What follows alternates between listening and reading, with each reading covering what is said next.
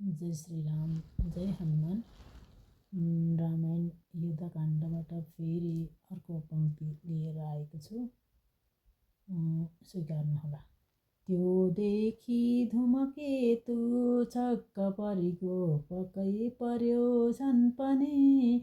हाजिर राजा मल बेसेती बिरले, पचाउँदो भो तापनि। फटक्क दूत गई मेघ महलमा, हाजिर दिए थियो जसै। लौ आऊ को झट भनेर निपले, आज्ञा दिए थिए तसै। यो देखि धुमकेतुलाई दूत पत्र सँगमा लिआएको पनि। कसको पत्र लिए राज तिमीले यहाँ आयौ लौ भनी। सोधी पत्र लिई पढ्यो तब तहाँ उठी महलमा गयो। रानी बिन्दुमतीजीका नजिकमा सब हाल भन्दो भयो। लङ्काका सब हाल सुनि ती सतीले हात जोडी सोही गरी। हे नाथ केही बिनती म गर्छु अहिले, भन्दै चरणमा परी। हे नाथ केही अयोध्यापतिका शरण लिनु भया। आनन्दले राज गरी बस्नेछौँ हामी दुई यस नगरीमा। यो चल्लले हर घडी। ब्रह्मा विष्णु महेश नाम फरक छन्, हुन् तिन एकै सरी। जसका पूर्ण कृपा हुँदै यस गरी बस्छौँ चयन खुब गरी। तस्मात् कारण वैरी भाव तिनमा, गर्नु असल हो कहाँ। पिता राक्षसका विरोध बढिया, यो अन्त्य सङ्ग्राममा। मन्त्रीलाई बोलाई विषय सरी भयो, उठेर जिल्ला पर्यो। मन्त्रीलाई बोलाई क्रुद्ध मुखले यो हुक्म दिँदा भयो। हे मन्त्री तिमीले लौ झट्ट अहिले सामग्री रणको पनि। शस्त्र अस्त्र सहितको गर तयार, पैदल फौज सब भनी। हुकुम यो सुनि मन्त्रीले उस घरी, पैदल रणभेरी नादले गरी। तयार सब बिजको गराई सहजै बिन्ती गर्यो त्यस घरी। मन्त्रीका वचन सुनेर नृपले, शस्त्रै लिई हातमा।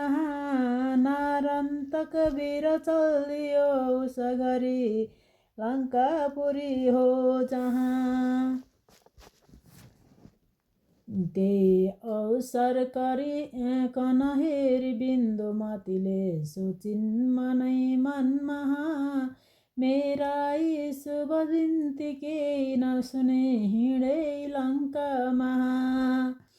कुण्डितले एक्लै बसी पुरीमा, दिन काट्नु मैले भने। दगुर्दै गई स्वामीका नजिकमा, यो बिन्ती लाइन पनि। पत्रैमा सब हाल सुनि जब लिया, मन भो मलाई पनि। दर्शन सासुजीको म पाऊँ प्रभुनाथ दासीले, म जान्छु लङ्का भनी। आएकी छु शरण लिई हजुरले, दासीली सङ्गमा। जान्छु साथ महाप्रभु कन यहाँ, लङ्कापुरी हो जहाँ। नारीका वचन सुनेर वीरले, के मन्द हाँस्यै गरी। पाल्की माथि बसाली साथी सङ्गिनी लिएर गो त्यस घरी। धेरै काल परदेश हिँडी जब सक्या केही दूर बाँकी थियो, भारी चौरमा बसेर सब फौज आराम लिँदो भयो। आकाश निर्मल अन्धकार सरिबो हिँड्दा फौजले जहाँ, क्या हो यो भनी रामको सोधनी भो हात जोरी बिन्ती गर्या। हे नाथ हे यो निस्तर र नरन्तक फौज आएर बस गरे त, हुकुम रावणको हुँदा यी वीर सब जानै ती लङ्कामा, पक्षै रावणको गरेर यसले लड्नेछ सङ्ग्राममा। छोरो रावणको नरन्तक मूल्य प्रख्यात छ यो लोकमा, पाल्की बिन्दुमतीजीको बिचमा लाजले रहेकी तहाँ। हाँसै रस विभीषणजीको सुनली गोप हाँस्नुभयो राम तहाँ। महावीर हनुमान उठेर विनती गर्दा भए राम महा। हे नाथ हे करुणा निधान हजुरको सेवक चरणमा यहाँ, हुकुम पाऊँ सहजमा गई अहिले बुझेर आऊँ यहाँ। श्रीरामको चरण र वृन्द मनले हुकुम शिरो पर धरी, आकाश मार्ग गरी कुदेर हनुमान पाल्नु भयो त्यसगरी। तेरो तागत हेर्नलाई मैले लिएथे सानो धनु, भइगो जा बन्दर घमण्ड गर्छस् लौवा त कस्तो लडो। यस्तै रीति धेर कुरा गरी गरी झुक्याई त्यसले त्यहाँ, ठाडो मुड्की उजाई त्यस असुरले हान्यो कठोर छातीमा। हा गरी हाँस्नुभयो हनुमते ठट्टा गरी खुबनी, भन्नुभयो तैँलाई लड्न अहिले आएको होस् लौ भनी। पाजी रावणको त पक्ष हुनको जान्छस् त लौ जा तहाँ, एक मुड्की शैलीले मरि पनि ले जा फेरि लङ्कामा। यति बात भने महावीरजीले मुड्की उजाई तहाँ, हान्नुभयो त्यसलाई घरी घरीमा ताकेर नाकैमा। मुड्कीकै मैगो पहाड गिरिगो भामानु कपालैमा, थचक्कै बसिगो पहाड गिरिगो, थचक्कै बसिगो त्यो नाक धसिगो लकैसरीको वहाँ। यस्तो चाल नृपको देखेर सब फौज राक्षस भएका जति, हातमा खड्ग लिएर त्यस बखतमा आए दगुर्दै अति।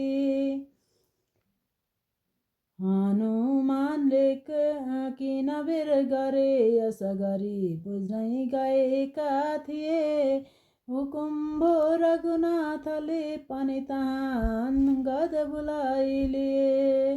हे अङ्गद तिमी जाऊ बुझिकन झटाई गइलौ तहाँ, के कारण भई बेर गरे भगतले राक्षसका फौज महा। हुकुम भयो प्रभुको लिएर केही फौज अङ्गद गएलौ तहाँ, शिला पत्थर बोकी बोकी सबले राक्षसका दल महा।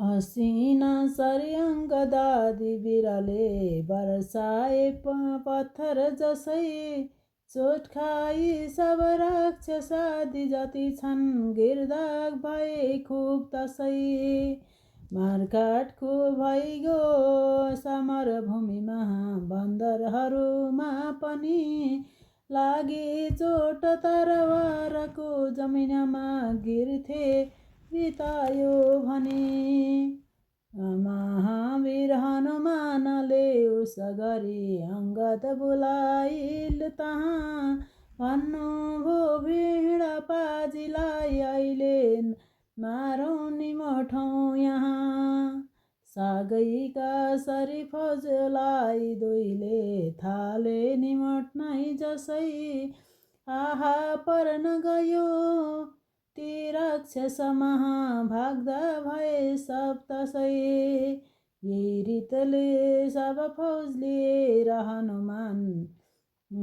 आए श्रीरामका पाउमा चेप्टे नाकलिङ्गो नारन्तक पनि लङ्कापति छन् जहाँ अङ्ग श्री हनुमान गई चरणको दर्शन गरे लौ तहाँ